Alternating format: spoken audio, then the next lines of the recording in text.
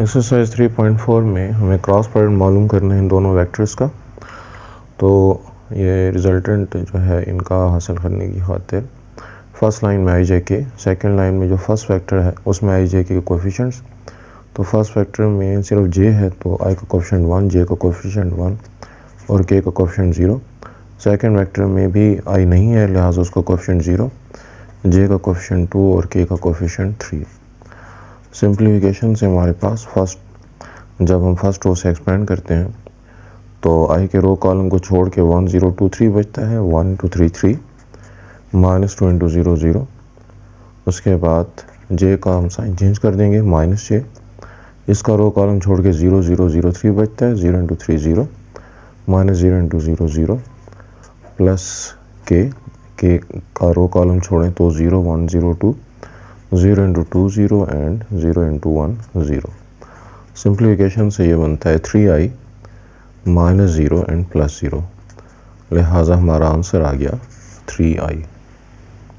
Question number 2 में है कि हमें इन दो वेक्टर्स को पैरेलल साबित करना है और दो मुख्तलिफ तरीक़ों से। तो अगर मैं वेक्टर b में से -2 कॉमन ले लूँ, वैसे तो बज़ाहिर 2 कॉमन है लेकिन -2 कॉमन लेने से अंदर हमारे पास -a +2j और -3k आ जाएगा। यानी कि अंदर हम साइन भी चेंज कर सकते हैं। तो मैंने यहाँ से -2 कॉमन लिया ब्रैकेट के अंदर, -i +2j -3k। अब अगर मैं अंदर -2 मल्टीप्लाई करूँ तो +2i -4j और +6k आता है।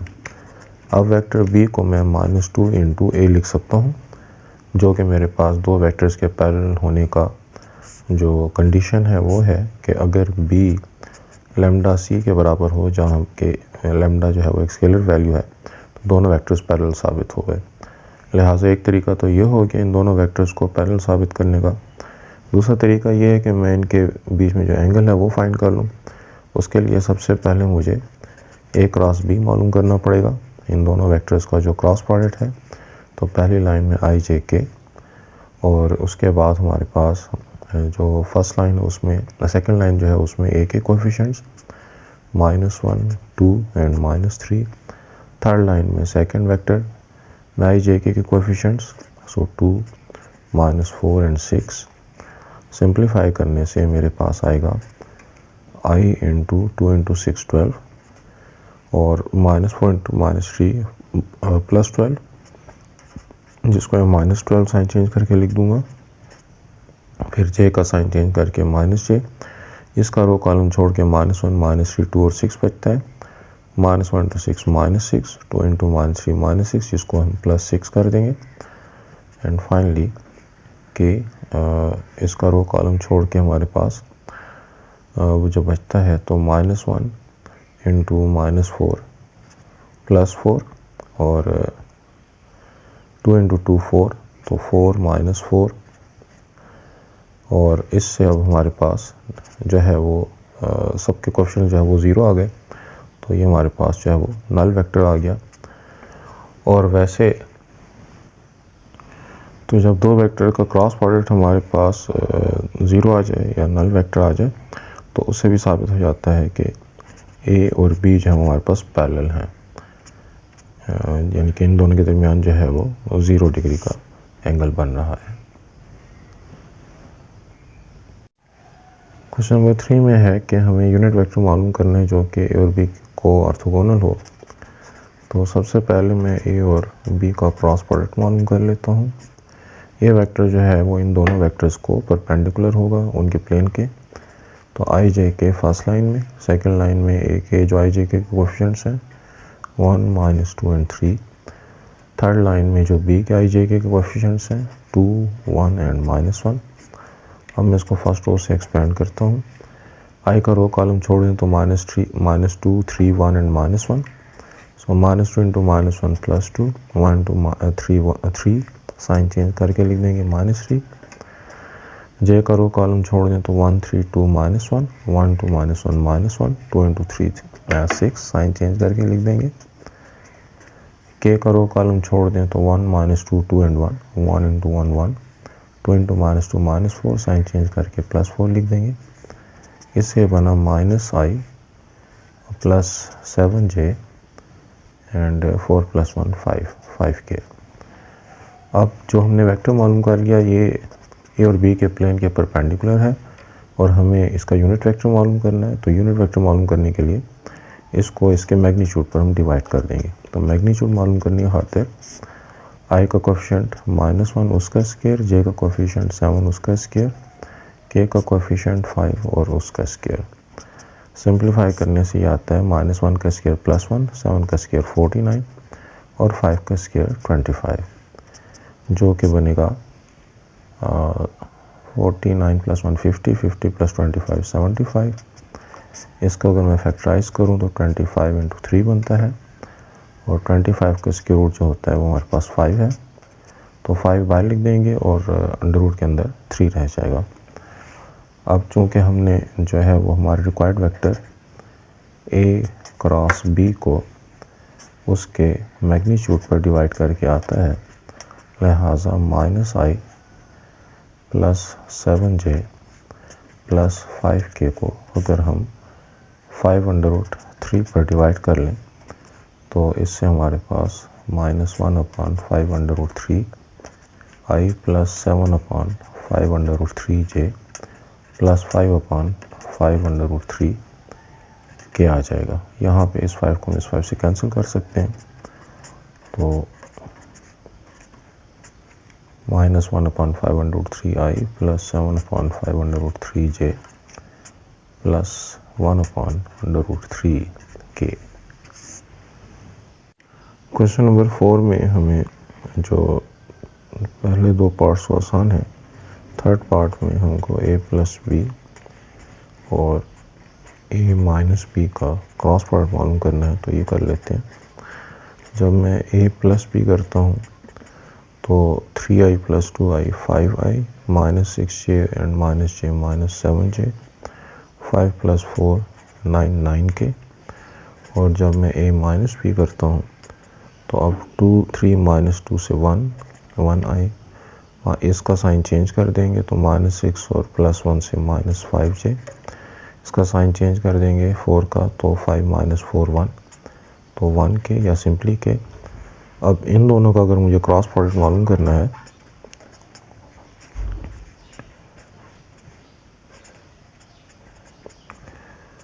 तो पहली लाइन में i j k, दूसरी लाइन में हमारे पास जो फर्स्ट वेक्टर है उसमें i j के कोफिशिएंट्स यानी कि 5 -7 एंड 9, और जो थर्ड लाइन है उसमें i j के कोफिशिएंट्स यानी कि 1 -5 और 1। सिंप्लीफाई करने से हमारे पास i जो है इसका रो कॉलम छोड़ दें तो -7 9 -5 और 1, तो -7 × 1 -7, -5 × 9 -45, जिसका साइन चेंज करके +45 लिख देंगे। उसके बाद हमारे पास -j, इसका रो कॉलम छोड़ दें तो 5 9 1 और 1, तो 5 1s are 5 और 1 9s are 9, साइन चेंज करके लिख देंगे। प्लस के इसका रो कॉलम छोड़ें तो 5 - 1 1 एंड -5, 5 × -5 -25 और 1 × 7 -1 -7, साइन चेंज करके +7 लिख देंगे। इससे हमारे पास आया 45 में से अगर 7 माइनस कर दें तो 38, सो 38i, और यहाँ पे 5 - 9 से -4 प्लस 4j एंड -25 + 7 से हमारे पास आ गया -18, सो -18k। क्वेश्चन नंबर 5 में हमको ट्राइंगल के 3 वर्टिसेस गिवन है और हमें एरिया मालूम करना है। जब वर्टिसेस गिवन हो तो हम एरिया मालूम कर सकते हैं अगर हम पी क्यू वेक्टर मालूम करें, फिर पी आर वेक्टर मालूम करें, उन दोनों का क्रॉस प्रोडक्ट लेके उसका मैग्नीट्यूड ले लें और 2 पर डिवाइड करें तो एरिया ऑफ ट्राइंगल आ जाएगा। इस मकसद की खातिर पहले मैं पी क्यू वेक्टर मालूम करता हूँ। तो पी क्यू में हम क्यू से पी के ऑर्डिनेट्स माइनस करेंगे, 3 - -2, 2 - -3, इससे बनेगा 3 - प्लस, तो 3 + 2 5, यहाँ पे भी 2 माइनस माइनस प्लस, यहाँ से भी 5। इसको आई जे के फॉर्मेट में लिखें तो 5i प्लस 5j। इसी तरीके से जब मैं क्यू आर पी आर मालूम करता हूँ तो पी आर मालूम करते हुए मुझे आर से पी को माइनस करना होगा। सो -1 माइनस -2 एंड -8 माइनस -3। इससे मेरे पास बनेगा माइनस माइनस प्लस तो +2 एंड -8 माइनस माइनस +3। लिहाजा यहाँ से 1 और यहाँ से -5। इसको भी आई जे के फॉर्मेट में लिखें तो i माइनस 5j। अब ये जो दो वेक्टर्स हमारे पास आए हैं इनको मैं अपने फार्मूले के अंदर पुट कर देता हूँ। तो मेरे पास जो P Q cross P R की वैल्यू आती है वो आएगी फर्स्ट लाइन में आई जे के, सेकेंड लाइन में पी क्यू वेक्टर जो है 5i प्लस 5j, उसमें आई जे के कोफिशिएंट्स यानी कि 5 k का कोफिशिएंट 0, और थर्ड लाइन में जो हमारे पास सेकंड वेक्टर आया है पी आर, उसमें आई जे के कोफिशिएंट्स, तो आई का कोफिशिएंट 1, जे का कोफिशिएंट -5 और के का कोफिशिएंट 0। सिंप्लीफाई करने की सूरत में मेरे पास आई में के क्वेश्चन के तौर पर इसका रो कॉलम छोड़ दें 5 × 0 0 माइनस -5 × 0 0। इस तरीके से जे के कोफिशिएंट में भी 5 × 0 0 माइनस 0 × 1 0, और फाइनली हमारे पास के कोफिशिएंट में 5 × -5 -25 और 1 × 5 5। तो साइन चेंज करके -5, इससे हमारे पास आ जाएगा -30k। अब इसका अगर मैं मैग्नीट्यूड निकालूं तो P Q cross P R का मैग्नीट्यूड होगा, यहाँ पे आई का कोफिशिएंट नहीं है 0 का स्क्वायर, जे का कोफिशिएंट भी नहीं है वो भी 0 का स्क्वायर, अलबत्ता -30 का जो स्क्वायर हम निकालेंगे तो पावर इवन पावर इस नेगेटिव को पॉजिटिव कर देगी, इसके रूट को कैंसिल कर देगा, आंसर 30 आ गया। और जब हम इस P Q cross P R के मैग्नीट्यूड को जो कि हमारे पास 30 आया है 2 पर डिवाइड करेंगे तो हमारा आंसर आएगा 30/2 which is 15 unit square. Unit square इसलिए कि एरिया का यूनिट जो होता है वो जो भी यूनिट हो उसका स्क्वायर हम लेंगे। एक्सरसाइज 3.4 में हमारे पास क्वेश्चन नंबर 6 में फोर्स हमको गिवन है और एक पार्टिकल जिसकी पोजीशन हमको गिवन है 1 -2 एंड 2, इस पर जो है वो फोर्स अप्लाई हो रही है और हमने मोमेंट और टॉर्क मालूम करना है। तो टॉर्क जिसको हम टॉ भी कहते हैं उसको मालूम करना है, और अबाउट जिस पॉइंट के हमने ये टॉर्क मालूम करना है वो है फर्स्ट केस में ओरिजिन। तो ओरिजिन के अबाउट हमको मालूम करना है। ओरिजिन के ऑर्डिनेट्स जो हैं वो 0 0 0 होते हैं। तो जब हम मोमेंट और मालूम करेंगे, टॉर्क का हमारे पास फार्मूला है कि ये क्रॉस प्रोडक्ट होता है और क्रॉस एफ का, लेकिन और मालूम करने के लिए हम जिस पॉइंट के अबाउट मालूम करेंगे टॉर्क, उसको शुरू में लिखेंगे और उसके बाद ओ पी यानी कि वेक्टर ओ पी के से जो हमारे पास वेक्टर आएगा वो हमारा मोमेंट आर्म है। तो ओ पी मालूम करने के लिए मैं पी में से ओ के ऑर्डिनेट्स माइनस कर देता हूँ। सो 1 -0 -2 -0 एंड 2 -0, जिससे मेरे पास आर वेक्टर आ गया 1 -2 एंड 2। अब टॉर्क के फार्मूले में जब मैं वैल्यूज़ की पुटिंग करता हूँ तो आर क्रॉस एफ के हिसाब से फर्स्ट लाइन में मैं आई जे एंड के लिखता हूँ। उसके बाद सेकंड लाइन में मैं आर के जो ऑर्डिनेट्स हैं हमारे पास 1 -2 एंड 2, और फिर हमारे पास जो फोर्स वेक्टर है उसके कंपोनेंट्स 3 -2 एंड 5, जिससे मेरे पास जो टॉर्क वेक्टर है वो आ जाएगा आई इसका रो कॉलम छोड़ें तो -2, 2, -2 एंड 5, जिससे बनेगा -2 इंटू 5 -10, -2 इंटू 4 -4, साइन चेंज करके +4।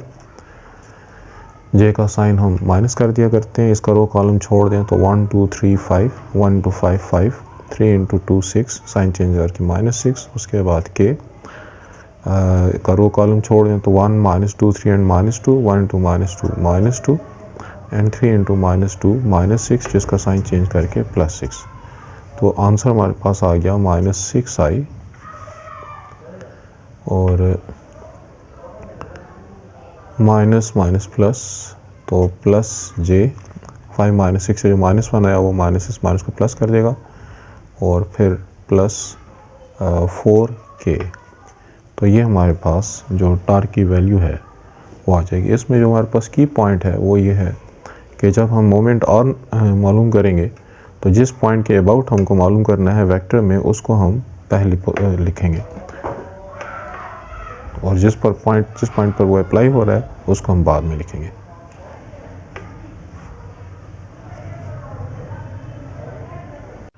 क्वेश्चन नंबर 7 में है हमारे पास कि a प्लस बी प्लस सी तीन वेक्टर्स का सम 0 के बराबर है या नल वेक्टर है और हमारे पास प्रूफ करना है कि a cross B, B cross C और सी क्रॉस ए आपस में इक्वल है।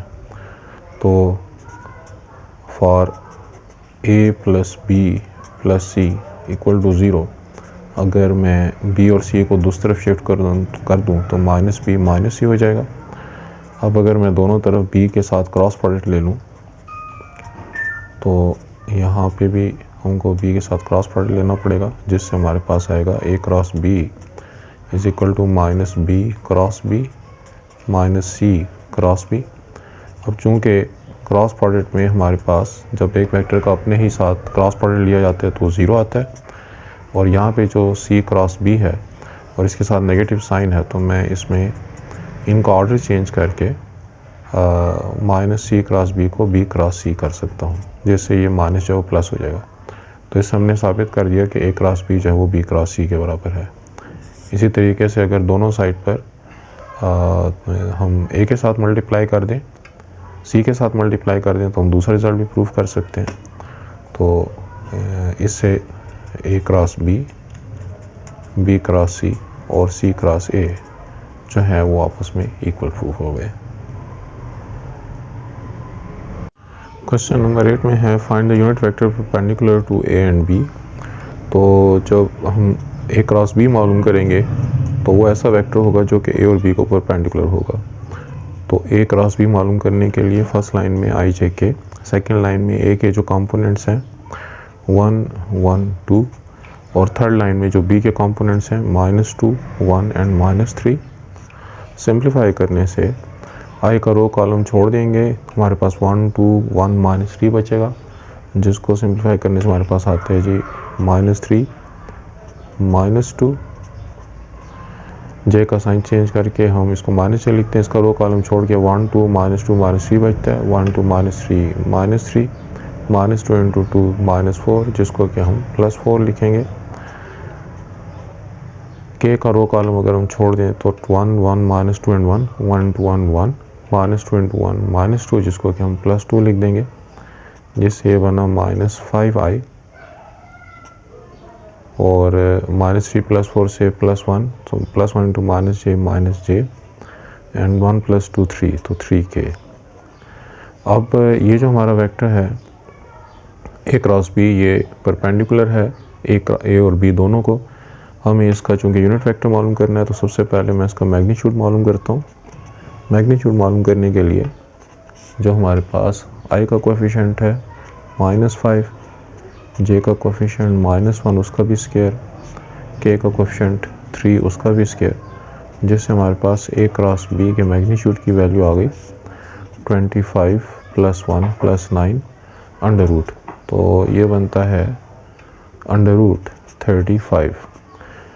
अब यूनिट वेक्टर के लिए हम किसी भी वेक्टर को जब उसके मैग्नीट्यूड पर डिवाइड करते हैं तो उसका यूनिट वेक्टर आ जाता है।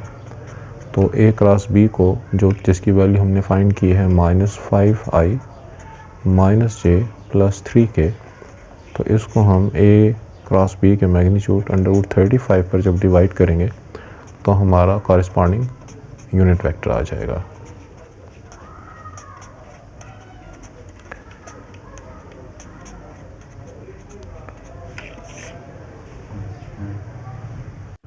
क्वेश्चन नंबर 8 का जो सेकंड पार्ट है उसमें find the vector of magnitude 10 unit and perpendicular to both a and b. तो सबसे पहले हम ए क्रॉस बी मालूम करते हैं जो कि ए और बी दोनों को परपेंडिकुलर होगा। तो फर्स्ट पार्ट की तरह फर्स्ट लाइन में आई जे के, सेकेंड लाइन में जो ए के हमारे पास कंपोनेंट्स हैं आई जे के हिसाब से 2, -3 एंड 4। थर्ड लाइन में जो बी के कंपोनेंट्स हैं 4, -2 एंड -4। तो इससे हमारे पास आई के कोफिशिएंट के तौर पर आता है -3 × -4 दैट इज़ +12 और 4 × -2 -8, साइन चेंज कर देंगे +8, -j इसका साइन हम चेंज करके लिखते होते हैं। इसका रो कॉलम छोड़ दें तो 2, 4, 4 एंड -4। सो 2 × -4 -8, 4 × 4 16 जिसका हम साइन चेंज करके लिख देंगे। फिर हमारे पास k, इसका रो कॉलम छोड़ दें तो 2, -3, 4 -2, 2 × -2 -4 एंड 4 × -3 -12 जिसको हम साइन चेंज करके +12 लिख देंगे। इससे हमारे पास वैल्यू बनी 20i और -8 + 16 हमारे पास बना 24j और यहाँ पे -4 + 12 से +8k। अब मुझे इसका यूनिट वेक्टर मालूम करना है तो इसके लिए पहले तो मैं इसका मैग्नीट्यूड मालूम करता हूँ जो कि मेरे पास बनेगा 20 का स्क्वायर, 24 का स्क्वायर और 8 का स्क्वायर। तो इसको मैं कैलकुलेटर से सॉल्व कर लेता हूँ। 20 स्क्वायर + 24 स्क्वायर +8 का स्क्वायर जो कि बनता है 1040। तो 1040 का अगर हम स्क्वायर रूट ले लें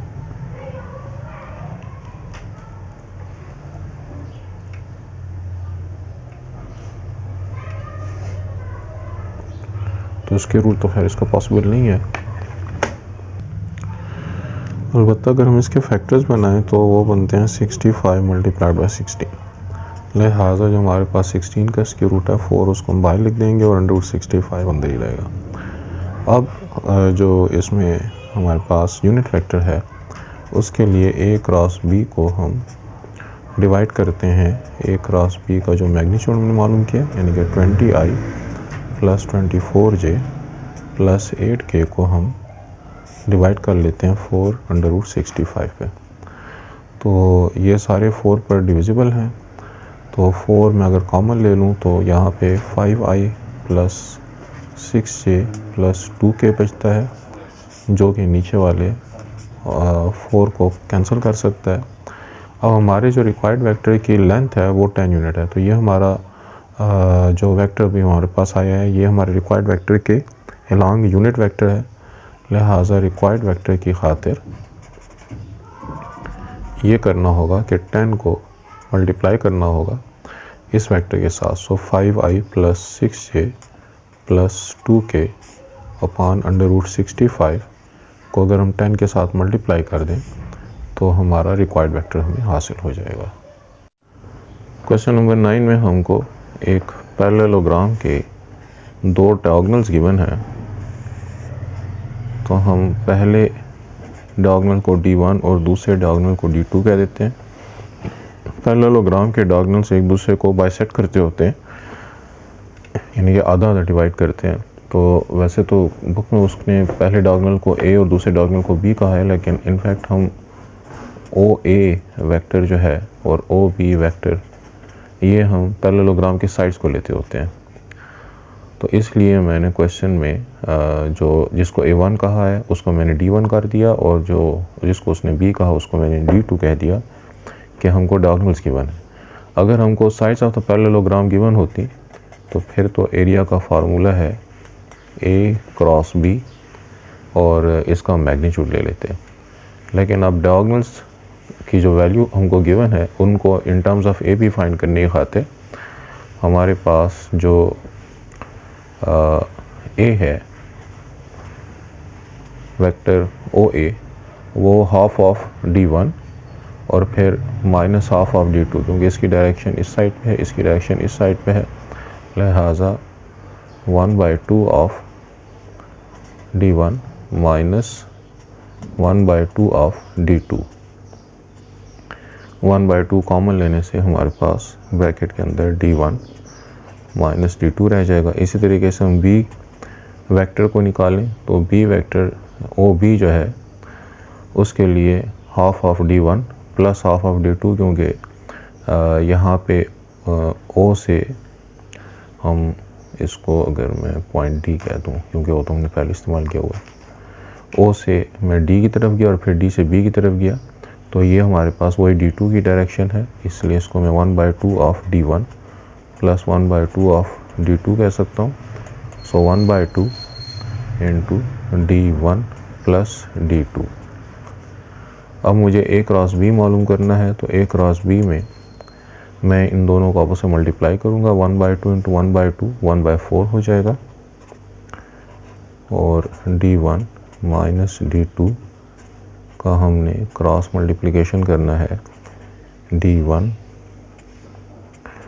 प्लस d2 के साथ।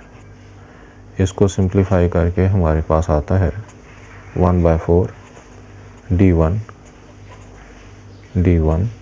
उसके बाद d1 का d2 के साथ क्रॉस प्रोडक्ट तो प्लस d1 क्रॉस d2, उसके बाद d2 का d1 के साथ क्रॉस प्रोडक्ट तो d2 क्रॉस d1, और फिर minus plus minus d2 cross d2।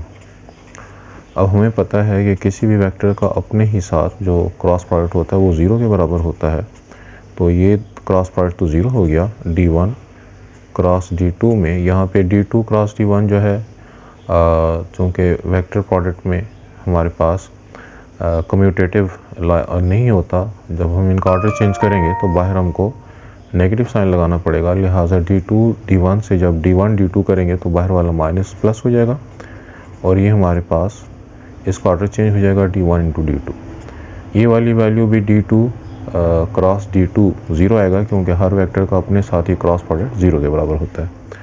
तो अब d1 d2 plus d1 d2 2 of d1 d2 हो जाएगा, जिससे हमारे पास a क्रॉस b की वैल्यू हो गई 1/4 multiplied by 2 of d1 and d2। इस 2 को 4 के साथ हम कैंसिल कर सकते हैं, तो फाइनल आंसर हमारे पास आ गया 1/2 ऑफ d1 क्रॉस d2। इसका मतलब ये हो गया कि हमारे पास जो एरिया निकालने के लिए a क्रॉस b जिसका मैग्नीट्यूड निकालना है, तो हम d1 d2 का क्रॉस प्रोडक्ट निकाल लेते हैं और उसको 2 पर डिवाइड कर देते हैं।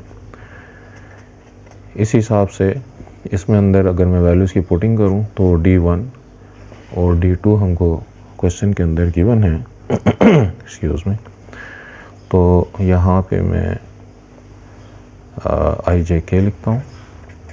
फर्स्ट लाइन में d1 के जो कंपोनेंट्स हैं 4 1 एंड -2, सेकंड लाइन में जो d2 के कंपोनेंट्स हैं -2 3 एंड 4, जिससे मेरा आंसर बनेगा 1/2 i के कोएफिशिएंट्स के तौर पे 1 इंटू 4 4, 3 इंटू -2 -6, जिसको कि हम +6 कर देंगे, उसके बाद -j 4 इंटू 4 16, -2 इंटू -2 +4, जिसको कि हम -4 कर देंगे, उसके बाद k के कोएफिशिएंट के तौर पर 4 इंटू 3 12, और -2 इंटू 1 -2, जिसको कि हम +2 कर देंगे।